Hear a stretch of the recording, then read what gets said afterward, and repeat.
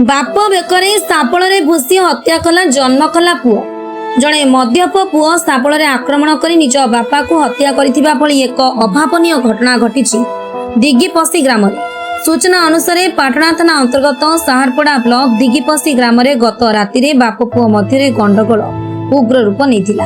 मद पी जन्म कला बापार बेकरे साबल भूसी मारी निशाशक्त पुओ।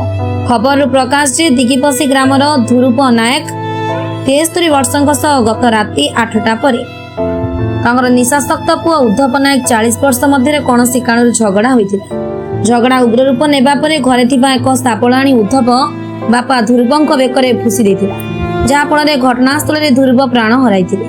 खबर पाइबा परे पाटना थाना अधिकारी किरण प्रसाद सह साहारपड़ा फांडी अधिकारी पार्थोराम प्रमुख घटनास्थल को जाई तदंत करथिबा बेले साइंटिफिक टीम मध्य घटनार तदंत करथिले। पाटना थाना हत्या मामला 221/2024 अनुसार पुलिस हत्याकारी पुओ उद्धव को गिरफ्त करथिबा बेले रक्त लगा साबल को जबत करा जायछि। आज मृतदेह को पाटना गोष्ठी स्वास्थ्य केन्द्र में शव व्यवस्थित कराई परिवार लोक हस्तांतर करिछि पाटना पुलिस।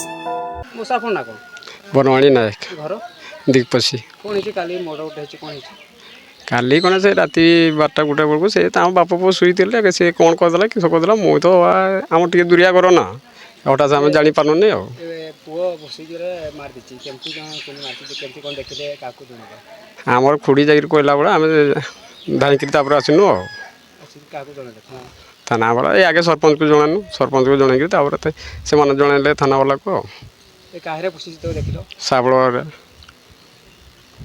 आप नाटा पंचमी नायक घर दिग्पसी। कौन है काली राति गुड़े है कौन है घर तुम काली राति एमती भाई तांकर बड़ प्रोब्लेम ठीक रुहे तापरे राति बापा भी बाहर थे भाई तापरे राति टिके चला बुला करती तो से भितरे भाई भी एटा सेटा धरती केते ठेंगा बाड़ी धरती केते जहाँ पाइले ता धरवे तो से दिन साबुलटा काली राति साबुलर धरते तो साबुलटा धरला बाप पुओ सामना सामनी है बेलू साबुल भूसी देती बेक को जानला क्या जन थाना वाला को जन।